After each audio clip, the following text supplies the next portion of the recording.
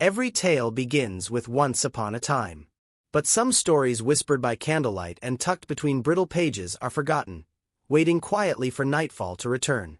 Tonight we drift into the old woods of folklore where shadows move with meaning and magic stirs beneath moss and moonlight. These are the stories that danced on the edges of dreams, stories told by the Brothers Grimm, now softened and retold to cradle your sleep. Wolves wear disguises. Witches wait behind gingerbread walls. Kings bargain with frogs and daughters spin gold from sorrow. But don't worry, tonight the endings are gentle and the path is safe. Before we begin, take a moment to settle in wherever you are.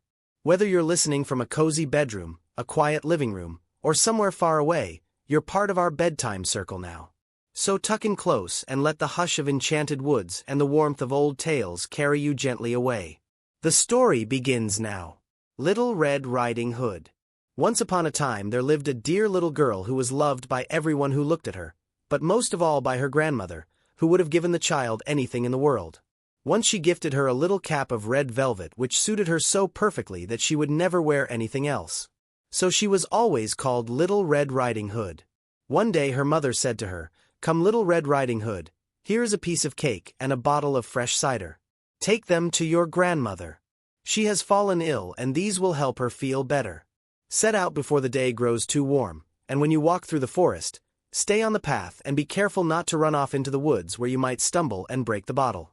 Then your grandmother would receive nothing at all.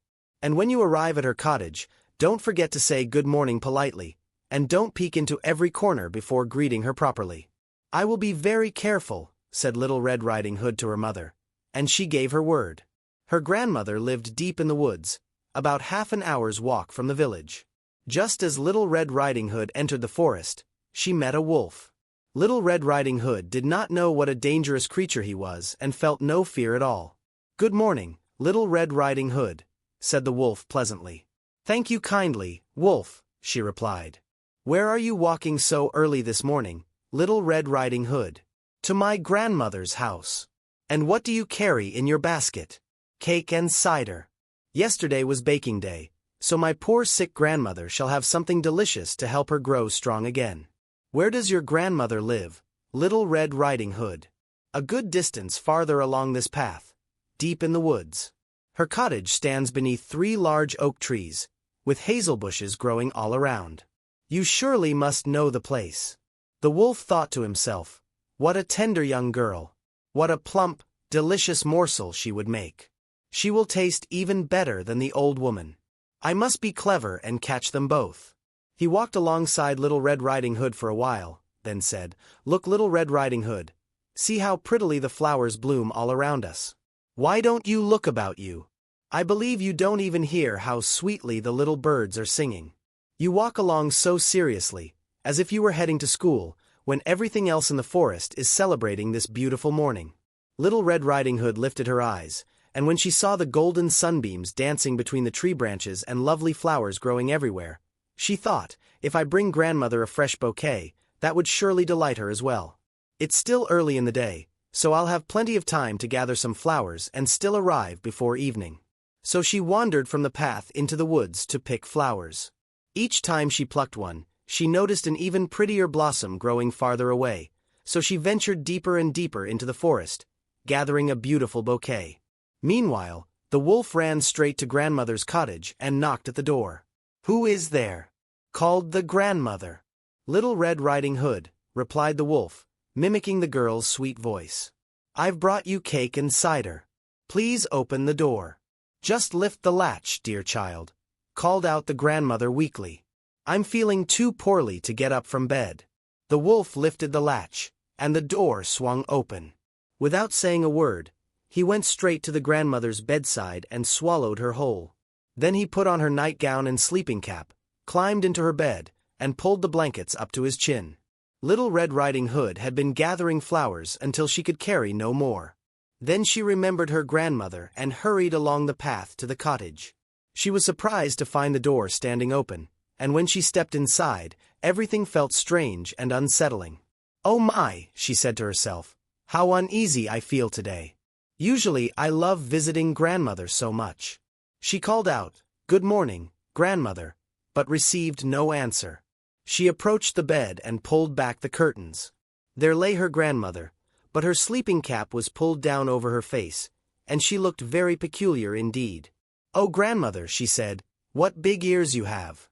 "The better to hear you with, my dear child," came the reply in a gruff voice. "But grandmother, what large eyes you have." "The better to see you with, my sweet one." "But grandmother, what big hands you have." "The better to embrace you with." "Oh, grandmother, what a terribly large mouth you have." "The better to eat you with," growled the wolf, and with that he leaped from the bed and swallowed poor Little Red Riding Hood in one gulp. Satisfied with his feast, the wolf climbed back into bed, fell into a deep sleep, and began snoring so loudly that the walls seemed to shake. A huntsman happened to be passing by the cottage and heard the thunderous snoring. "How strangely the old woman is snoring today," he thought. "Perhaps I should check to see if she needs anything." He entered the cottage and approached the bed, where he discovered the wolf fast asleep. "So I've found you at last, you old scoundrel," said the huntsman. "I've been hunting you for a very long time." He was about to aim his rifle when he noticed how swollen the wolf's belly appeared. Perhaps the wolf has devoured the old grandmother, and she might yet be saved, he thought. Instead of shooting, the huntsman took out his hunting knife and carefully began cutting open the sleeping wolf's stomach. After just a few cuts, he saw a flash of red cloth, and with a few more careful slices, Little Red Riding Hood sprang out, exclaiming, "Oh, how frightened I was! How terribly dark it was inside the wolf's belly!" Soon after, the elderly grandmother also emerged, alive but barely able to breathe after her ordeal. Little Red Riding Hood quickly gathered large stones from outside the cottage. Together, they filled the wolf's belly with the heavy stones while he still slept deeply. When the wolf finally awoke, he tried to leap up and run away, but the stones were so heavy that he immediately collapsed and died. All three were delighted with this turn of events. The huntsman skinned the wolf and took the pelt home. The grandmother ate the cake and drank the cider that Little Red Riding Hood had brought, and soon felt much stronger. And Little Red Riding Hood promised herself, "As long as I live, I will never again wander off the path into the forest when my mother has told me to stay on the safe road." The Wolf and the 7 Little Goats. There once lived an old mother goat who had 7 little kids, and she loved them dearly as any mother loves her children. One day she needed to venture into the forest to gather food for her family. She called all 7 little goats to her and said, "Dear children, I must go into the forest to find fresh grass and herbs. While I'm away, be very careful and guard against the wolf. If he should come here, he will devour you all completely, down to your very hooves. The wicked creature often disguises himself, but you can always recognize him by his rough, harsh voice and his black paws." "Dear mother," said the little goats, "we will be very careful. You may go without worry, for we will keep ourselves safe." The old mother goat bleated tenderly and went on her way with peace of mind. It was not long before someone knocked at the door and called, "Open the door, dear children. Your mother has returned and brought something wonderful for each of you." But the little goats recognized the rough, gravelly voice immediately. "We will not open the door," they cried. "You are not our mother. She has a soft, sweet voice, but your voice is harsh and rough. You are the wolf." The wolf ran to a merchant's shop and bought a large piece of chalk. He ate it to soften his voice, then returned to the cottage and knocked again. "Open the door, dear children. Your loving mother has come home and brought delightful gifts for each of you." But this time the wolf had placed his black paws on the windowsill, and the children saw them clearly. "We will not open the door," they called. "Our mother does not have black paws like yours. You are still the wolf." Then the wolf hurried to a baker and said, "I have injured my paws badly. Please spread some white dough over them to heal them." When the baker had covered his paws with dough, the wolf ran to the miller. "Please dust my paws with white flour," he demanded.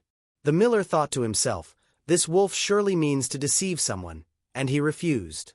But the wolf threatened, "If you do not help me, I will eat you up." Frightened, the miller dusted the wolf's paws with white flour until they appeared perfectly white. Such is the way with people sometimes. Their fear makes them help those who would do harm. Now the cunning wolf went to the cottage door for the 3rd time, knocked, and said, "Open the door for me, children. Your dear little mother has come home and brought each of you something special from the forest. First show us your paws, cried the little goats, so we may know if you are truly our dear mother. The wolf placed his paws against the window, and when the kids saw that they were white, they believed his words and opened the door. But instead of their mother, in came the terrible wolf. The little goats were terrified and tried to hide themselves everywhere they could think of. One sprang under the table, the second jumped into the bed, the third hid in the oven, the fourth ran into the kitchen, the fifth squeezed into the cupboard, the sixth crawled under the wash basin, and the seventh, the smallest, climbed inside the tall grandfather clock case. But the wolf found them all except the youngest, and without any ceremony, he swallowed them one after another down his greedy throat. Only the youngest kid, hidden in the clock case, remained undiscovered. When the wolf had satisfied his enormous appetite, he strolled out of the cottage, lay down under a shady tree in the green meadow, and soon fell into a deep sleep. Not long afterward, the old mother goat returned from the forest. What a terrible sight awaited her! The cottage door stood wide open, tables and chairs were overturned, the wash basin lay in pieces, and quilts and pillows were scattered everywhere. She searched frantically for her children, calling each by name, but no one answered. Finally, when she called the name of the youngest, a small voice replied, "Dear mother, I am here, inside the grandfather clock case." She helped the little kid out, and he told her everything that had happened, how the wolf had come and devoured all his brothers and sisters. You can imagine how the poor mother goat wept for her lost children. At last, in her grief, she wandered outside with her youngest kid following beside her. When they reached the meadow, they found the wolf lying beneath the tree, snoring so loudly that the branches above him swayed and trembled. She examined him carefully from all sides and noticed that something was moving and struggling inside his swollen belly. Could it be possible, she wondered, that my poor children whom he swallowed for his supper might still be alive? Quickly, she sent the little kid back to the cottage to fetch scissors, needle, and thread. Then the mother goat carefully began cutting open the monster's stomach. She had barely made the first cut when one little kid thrust his head out. As she cut farther, all six spring out one after another, all completely alive and unharmed. In his greediness, the monster had swallowed them whole without chewing. What joy and celebration there was then! They embraced their dear mother and danced around like sailors celebrating at port. But the mother goat said, "Now quickly, children, gather large stones so we can fill this wicked beast's belly while he still sleeps." The 7 kids hurried to collect stones and packed as many as they could fit into the wolf's stomach. Then the mother goat sewed him up again so quickly and neatly that he never stirred or woke. When the wolf finally had his fill of sleep, he got up on his legs. The stones in his stomach made him terribly thirsty, so he decided to go to the well for a drink. But as he began to walk, the stones knocked and rattled against each other inside him. "What rumbles and tumbles against my poor belly?" he cried. "I thought I swallowed 6 tender kids, but it feels like nothing but stones." When he reached the well and leaned over to drink, the heavy stones pulled him forward, and he tumbled in and drowned. When the 7 kids saw this, they came running and shouted joyfully, "The wolf is dead! The wolf is dead!" And they danced merrily around the well with their mother, celebrating their escape from danger. The Frog King. In the old days, when wishing still held power, there lived a king whose daughters were all beautiful. But the youngest princess was so lovely that even the sun itself marveled each time it shone upon her face. Near the king's castle stretched a dark, mysterious forest. Under an ancient linden tree in this forest bubbled a well of the clearest, coldest water. On particularly warm days, the young princess would sit beside this well, amusing herself by tossing her golden ball high into the air and catching it. This was her favorite way to pass the time. One day, as she played, the golden ball slipped from her hands and fell into the deep well. The princess began to weep bitterly, her tears flowing so freely that they would have softened even the hardest stone. As she cried, she heard a voice asking, "Why do you weep so sorrowfully, princess?" Looking around to see who had spoken, she noticed a frog stretching his thick, ugly head out of the well water. "Oh, it's only you, old water splasher," she said through her tears. "I'm crying because my golden ball has fallen into your well." "Dry your tears and stop your weeping," replied the frog. "I can help you retrieve your toy, but what will you give me in return?" "Whatever you wish, dear frog," the princess promised hastily. I could give you my finest clothes, my precious pearls and jewels, even the golden crown for my head. I have no use for your clothes, pearls, jewels, or golden crown, said the frog. But if you will promise to love me and let me be your companion and playmate, if you'll let me sit beside you at your table, eat from your golden plate, drink from your cup, and sleep in your bed, then I will dive down and bring back your golden ball. Oh yes, yes, she agreed quickly, thinking that a frog could never leave his watery home anyway. I promise you everything you ask, if only you'll return my ball to me. The moment she spoke these words, the frog disappeared beneath the water. Soon he surfaced again with a golden ball in his mouth. He tossed it onto the grass beside the well. The princess was overjoyed to see her precious toy again. She snatched it up and ran toward home, completely forgetting about the frog and her promise. Wait, wait, called the frog. Take me with you. I cannot run as fast as you can. But she paid no attention and hurried home, and soon forgot all about the poor frog, who had to return to his well alone. The next day, as the princess sat at the royal dinner table with the king and all the court, eating from her golden plate, something came hopping up the marble palace steps. Clip-clop, clip-clop, clip-clop. Then came a knocking at the great doors, and a voice called out, "Youngest princess, open the door for me. Don't you remember what you promised yesterday by the cool water of the well?" The princess ran to see who could be calling, and when she opened the door, there sat the frog. Quickly she slammed the door and returned to the table, but her heart was pounding with fear and worry. The king noticed how upset she appeared and asked, "My child, what has frightened you? Is there a giant at our door who wants to carry you away?" "No, father," she replied. "It's not a giant, but a disgusting frog." "What does a frog want with you?" "Oh, father, yesterday when I was playing by the well in the forest, my golden ball fell into the water. I cried so hard that a frog offered to retrieve it. In return, I promised that he could be my companion, but I never thought he could leave his well. Now he's here and wants me to keep my promise." Meanwhile, the frog knocked again and called, "Youngest princess, open the door. Remember the promise you made to me yesterday by the cool well water." Then the king said sternly, "What you have promised, you must perform. A princess always keeps her word. Go and let him in." Reluctantly, she obeyed and opened the door. The frog hopped inside, following close behind her to her chair. "Lift me up to sit beside you," he said. She hesitated until her father gave her a commanding look. Once the frog was on the chair, he wanted to be placed on the table. When he was on the table, he said, "Now push your golden plate closer to me so that we may eat together."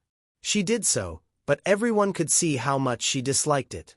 The frog ate with great appetite, but every bite stuck in the princess's throat. Finally he said, "I have eaten well and I'm tired. Carry me to your bedroom and prepare your silken bed so we can sleep together." At this, the princess began to cry.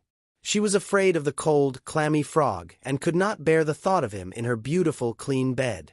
But the king grew angry and said, "You must not despise someone who helped you when you were in trouble." So she picked up the frog with 2 fingers, carried him upstairs, and placed him in the corner of her room. But when she was lying in bed, he came creeping over and said, "I am tired and want to sleep as comfortably as you do. Lift me up to your bed, or I will tell your father." This made the princess terribly angry. She picked up the frog and threw him with all her strength against the wall, crying, "Now you will be quiet, you horrid frog." But when he fell to the floor, he was no longer a frog. Instead, there stood a handsome prince with kind, beautiful eyes. And according to her father's wishes, he became her dear companion and husband. He told her how a wicked enchantress had transformed him, and that no one could break the spell except a princess who would allow him into her home, to her table, and to her bed. "Tomorrow," he said, "we shall travel together to my kingdom." They fell asleep, and in the morning a magnificent carriage arrived, drawn by 8 white horses with white ostrich plumes on their heads and golden harnesses gleaming in the sunlight. Behind the carriage stood faithful Henry, the prince's most loyal servant. Faithful Henry had been so grief-stricken when his master was transformed into a frog that he had 3 iron bands placed around his heart to keep it from bursting with sorrow. As the carriage carried the prince and princess toward his kingdom, they heard a loud cracking sound. The prince turned and called, "Henry, I think the carriage is breaking." "No, my lord, replied faithful Henry. "It is not the carriage, but one of the iron bands around my heart. It was placed there when you were changed into a frog and trapped in the well. Now that you are free and happy again, my heart swells with joy, and the iron band has broken." 2 more times during their journey they heard the same cracking sound, and each time it was another iron band breaking away from faithful Henry's heart as his joy grew greater and greater. And so the prince and princess traveled to his kingdom, where they lived happily together for many, many years. The fisherman and his wife. Long ago, there lived a fisherman and his wife in a small, humble cottage by the sea. Every day the fisherman would go out in his boat to catch fish for their dinner. One morning, as he sat with his fishing line in the sparkling water, watching the waves dance in the sunlight, his hook suddenly caught something heavy. When he pulled it up, he found he had caught a magnificent fish, larger and more beautiful than any he had ever seen. But to his amazement, the fish spoke to him. "Please, kind fisherman, let me live. I am not an ordinary fish at all, but an enchanted prince. Throw me back into the water and let me go free." "Oh my," said the fisherman, "I certainly don't want to keep a fish that can speak. Swim away then, as quickly as you like." And he gently placed the fish back in the water. The fish dove straight down, leaving a trail of golden light behind him in the water. When the fisherman returned home, he told his wife about the extraordinary fish he had caught and released. "You caught a magical fish and didn't ask for anything in return," said his wife. "Look at this place where we live. It's hardly better than a barn. You should have asked the fish to give us a proper cottage to live in. Go back and find him, and ask for a cozy little house." The fisherman wasn't entirely comfortable with this idea, but he returned to the seashore. The water looked yellow and green, quite different from before. He stood at the water's edge and called, "O magnificent fish of the sea, please hear my call. My wife has sent me to ask a favor of you." The fish swam up to him and asked, "What does your wife desire?" "She says I should have requested something when I caught you earlier. She's tired of living in our tiny cottage and would like a proper little house." "Return home," said the fish. "She already has what she wishes." When the fisherman arrived home, his wife was standing outside a charming little cottage with a thatched roof. Inside were a cozy parlor, a comfortable bedroom, and a well-equipped kitchen. Behind the house was a small garden filled with vegetables and flowers, and a yard with chickens and ducks. "How wonderful this is," said the fisherman. "Now we can live contentedly." "We shall see about that," replied his wife. For about 2 weeks, everything was peaceful and pleasant. Then one day the wife said, "Husband, this cottage is really too small for us, and the garden and yard are tiny. I think we should live in a large stone castle. Go to the fish again and ask him to give us a castle." "Wife," said the fisherman, "I don't feel right about asking him again. He has already given us this lovely cottage. We should be grateful for what we have." "Nonsense," said the wife. "The fish won't mind at all. I'm sure he'll be happy to help us again. Go and ask him."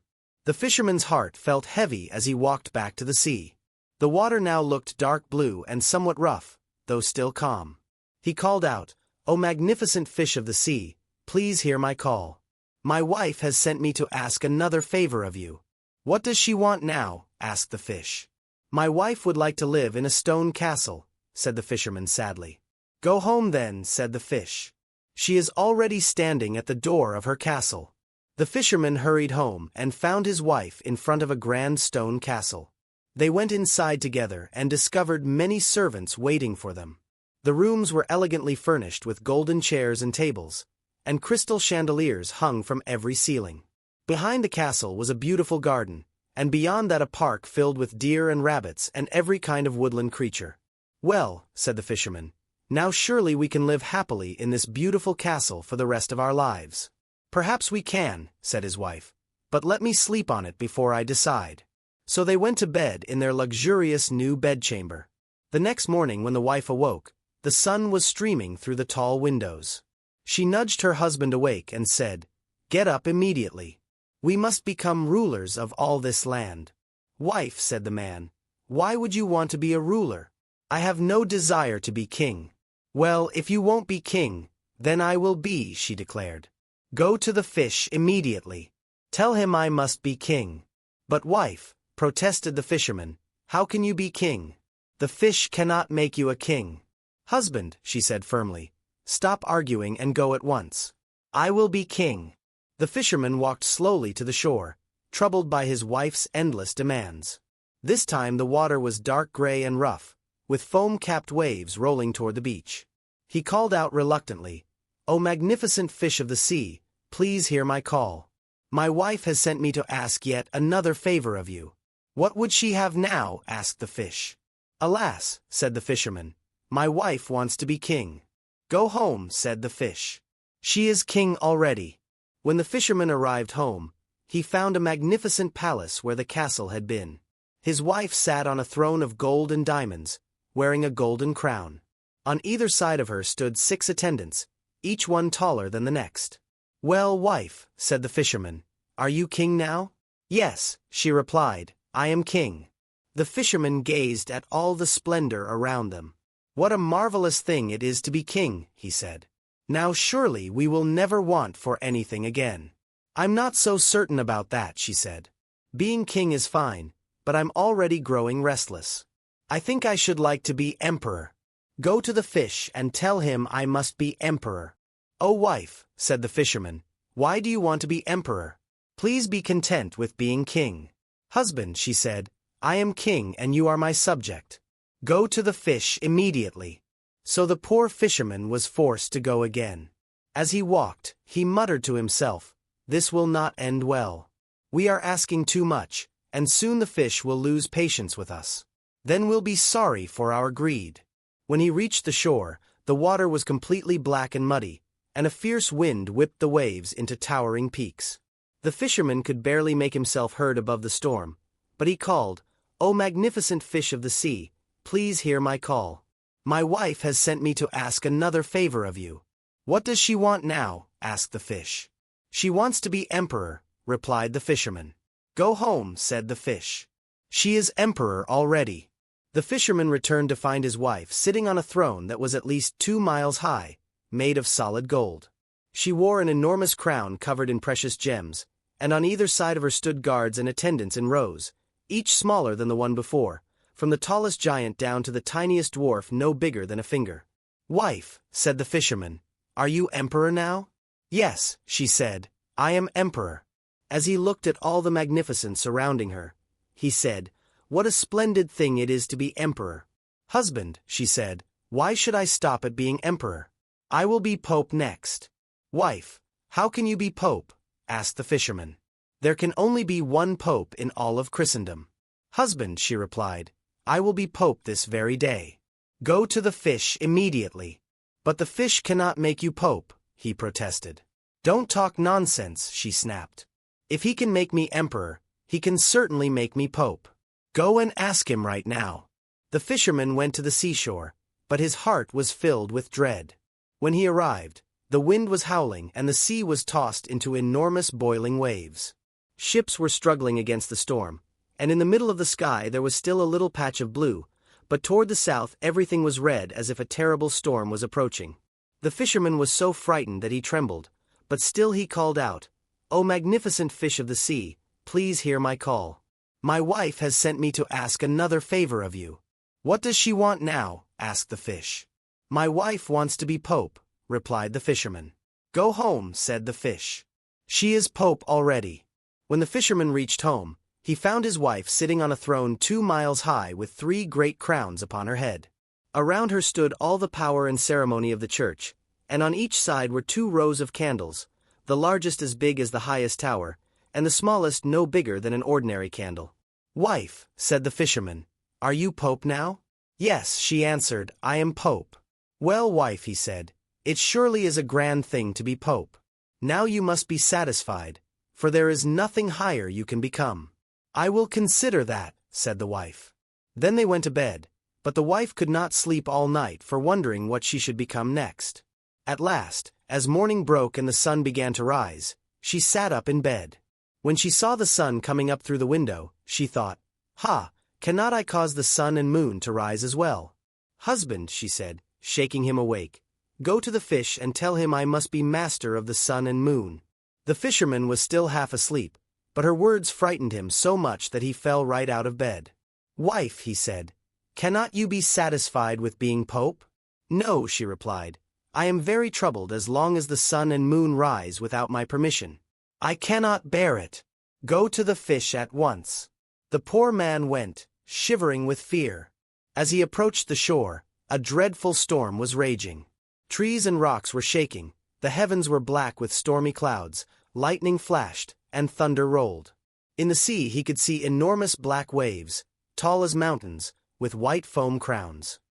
He could barely make himself heard, but he called out, "O magnificent fish of the sea, please hear my call. My wife has sent me to ask a favor of you." "What does she want now?" asked the fish. "She wants to be master of the sun and moon," said the fisherman. "Go back to your cottage," said the fish, "and there you will find her." And there they have remained to this very day, content at last in their simple home by the sea, having learned that happiness comes not from having more, but from appreciating what we already possess. Rapunzel. Once there lived a husband and wife who had long wished for a child. Finally, their deepest hope was about to be fulfilled. At the back of their house was a small window that looked out over a magnificent garden filled with the most beautiful flowers and vegetables. The garden was surrounded by a high wall, and no one dared to enter, for it belonged to a powerful sorceress who was feared throughout the land. One day the wife stood at this window gazing down into the garden. She noticed a bed planted with the most beautiful lettuce she had ever seen.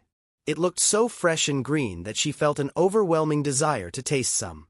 This craving grew stronger each day, and knowing she could never have any, she began to waste away, becoming pale and miserable.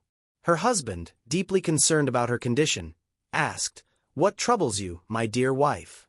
"Oh," she replied sadly, "if I cannot eat some of that lettuce from the garden behind our house, I fear I shall die from longing." Her husband, who loved her dearly, thought to himself, "Rather than lose my wife, I will get some of that lettuce no matter what the cost might be." At twilight he climbed over the wall, hastily gathered a handful of lettuce, and brought it to his wife. She immediately prepared it and ate it with great pleasure. It tasted so good that her desire for more grew 3 times stronger. To have any peace, her husband knew he must venture into the garden once more. The next evening he climbed over the wall again, but as he dropped down on the other side, he gasped in terror. There before him stood the sorceress herself. "How dare you climb into my garden and steal my lettuce like a common thief?" she said, her eyes blazing with anger.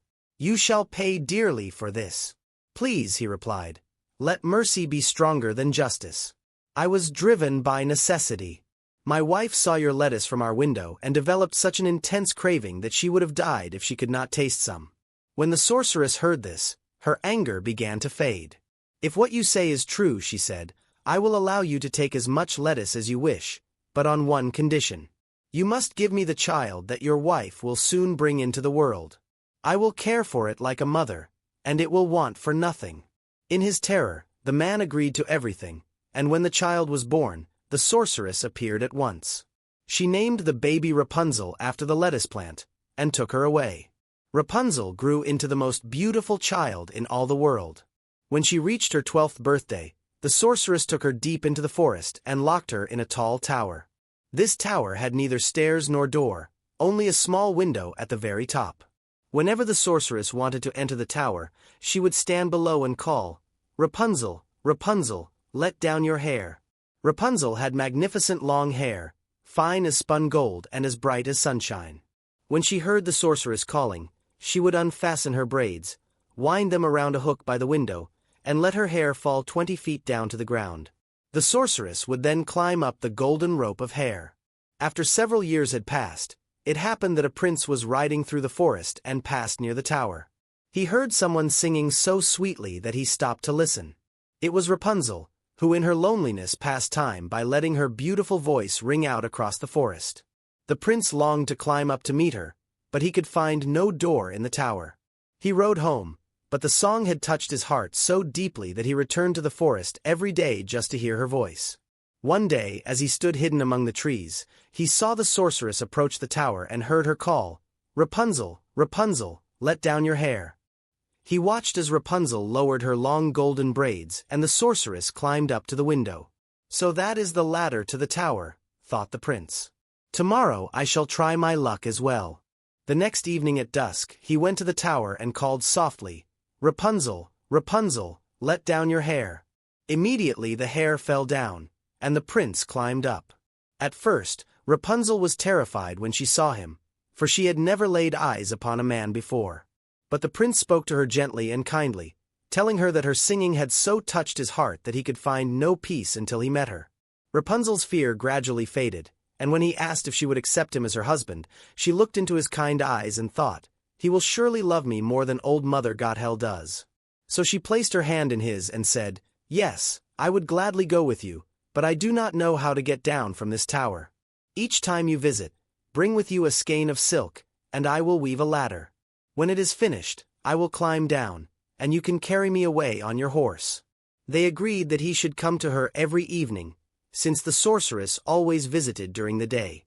The old woman suspected nothing until one day Rapunzel thoughtlessly said to her, "Tell me, Mother Gothel, how is it that you are so much heavier to pull up than the young prince who visits me?" "You wicked child," cried the sorceress. "What did you say? I thought I had hidden you from the world, yet you have deceived me." In her fury, she seized Rapunzel's beautiful hair, wound it around her left hand, grabbed scissors with her right, and snip-snap, the lovely braids lay cut upon the floor. She was so heartless that she took poor Rapunzel to a desolate wilderness where the girl was forced to live in great sorrow and hardship. That same evening, the sorceress fastened the cut braids to the window hook, and when the prince came and called, "Rapunzel, Rapunzel, let down your hair," she lowered the hair down to him. The prince climbed up eagerly, but instead of his beloved Rapunzel, he found the sorceress staring at him with wicked, poisonous eyes. "Aha!" she cried mockingly. "You came for your little songbird, but she no longer sits in her nest, and she sings no more. The cat has caught her and will scratch out your eyes as well. Rapunzel is lost to you forever. You will never see her again." The prince was wild with grief and despair. In his anguish, he leaped from the tower. He escaped with his life, but the thorny bushes into which he fell pierced his eyes and blinded him. He wandered through the forest in misery, eating nothing but roots and berries, and doing nothing but weeping and lamenting the loss of his dear Rapunzel. For several years he roamed about in wretchedness until at last he wandered into the same wilderness where Rapunzel lived in poverty and sorrow. As he walked, he heard a voice that seemed familiar to him. He followed the sound, and when Rapunzel saw him approaching, she recognized him immediately and fell weeping into his arms. 2 of her tears dropped onto his wounded eyes, and suddenly they became clear again. He could see as well as before.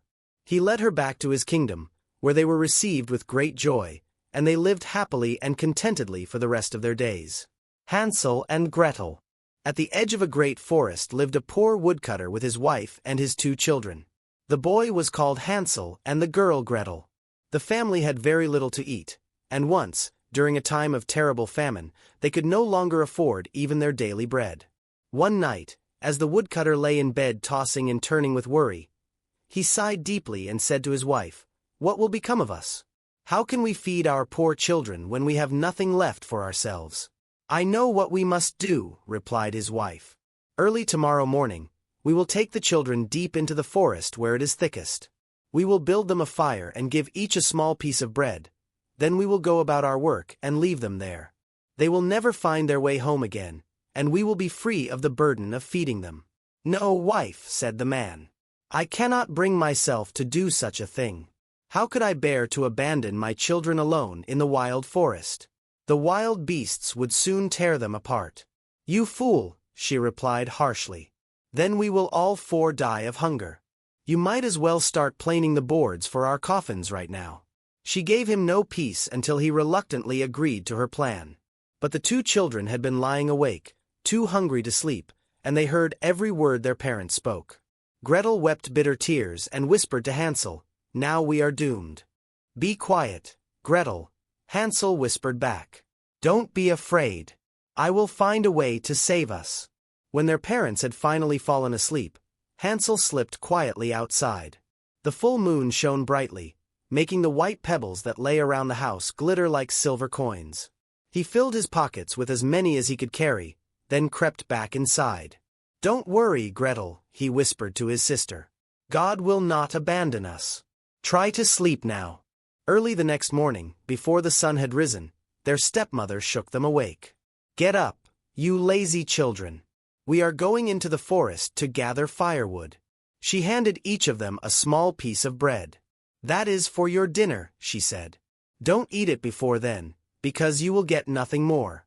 Gretel tucked the bread into her apron since Hansel's pockets were already full of pebbles. Then the whole family set out together toward the forest.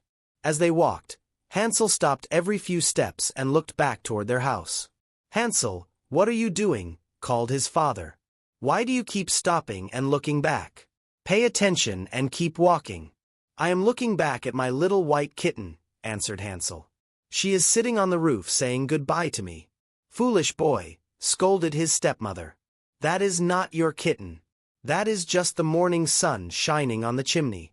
But Hansel had not been looking at a kitten at all. Each time he stopped, he dropped a white pebble from his pocket onto the path. When they reached the middle of the dense forest, their father said, Now children, gather some wood so I can build you a fire to keep you warm. Hansel and Gretel collected twigs and branches until they had made a small mountain of wood. The wood was set alight, and when the flames were burning brightly, their stepmother said, Now lie down by the fire and rest. We must go deeper into the forest to cut timber. When we have finished our work, we will come back to get you. Hansel and Gretel sat beside the fire, and when noon came, they each ate their small piece of bread. They could hear the sound of an axe in the distance, so they believed their father was nearby. But it was not an axe they heard. It was a dead branch that their father had tied to a tree, and the wind was blowing it back and forth, making it knock against the trunk. After sitting there for a long time, their eyes grew heavy with weariness, and they fell into a deep sleep. When they finally awoke, it was pitch-black night all around them. Gretel began to cry and said, How will we ever get out of this forest? But Hansel comforted her. Wait a little while until the moon rises, he said. Then we will easily find our way home. When the full moon had risen and was shining brightly, Hansel took his little sister by the hand and followed the white pebbles, which glittered like newly minted silver and clearly showed them the path. They walked all through the night and reached their father's house just as dawn was breaking. They knocked on the door, and when their stepmother opened it and saw them standing there, she exclaimed, You naughty children, why did you sleep so long in the forest? We thought you were never coming back. But their father was overjoyed to see them, for it had broken his heart to leave them behind alone. Not long afterward, there was once again great famine throughout the land, and the children heard their stepmother talking to their father in bed one night. Everything is eaten up again, she said. We have only half a loaf of bread left, and when that is gone, our troubles will be over. The children must go away. This time we will take them even deeper into the forest so they cannot possibly find their way back. There is no other way to save ourselves. The man felt sick at heart and thought, It would be better to share our last crust with the children. But his wife would not listen to his protests and scolded him bitterly. Since he had given in to her the first time, he felt he had no choice but to agree again. Hansel and Gretel heard every word, and when their parents were sleeping, Hansel got up to gather pebbles as he had done before.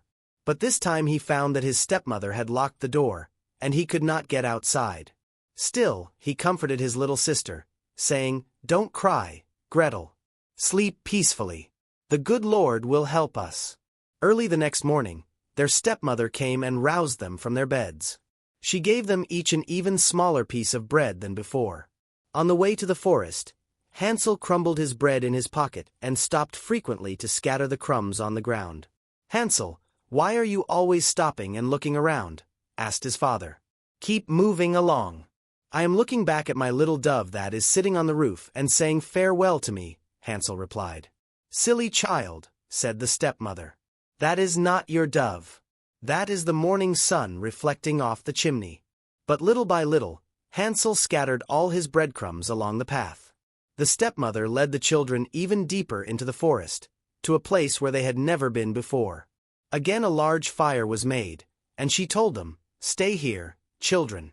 When you are tired, you may sleep a little. We are going farther into the forest to cut wood, and in the evening we will come back to fetch you. When it was midday, Gretel shared her piece of bread with Hansel, since he had scattered his along the way. Then they fell asleep, and evening passed, But no one came to get the poor children.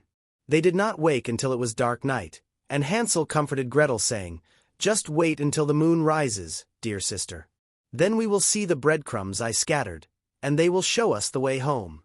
When the moon came up, they searched for the crumbs, but they found none. The thousands of birds that live in the forest and fields had eaten every single one. "Never mind," said Hansel to Gretel. "We will still find our way." But they could not find the path no matter how they tried. They walked all that night and the next day from morning until evening, but they only went deeper and deeper into the forest. They were terribly hungry, having nothing to eat but a few berries they found growing on bushes. When they became so tired that their legs would no longer carry them, they lay down under a tree and fell asleep. It was now the third morning since they had left their father's house, and still they wandered on, always going deeper into the woods. If help did not come soon, they would surely starve. At midday they saw a beautiful snow-white bird sitting on a branch. It sang so sweetly that they stopped to listen with delight. When its song was finished, the bird spread its wings and flew ahead of them. They followed it until they came to a little house, and there the bird perched on the roof.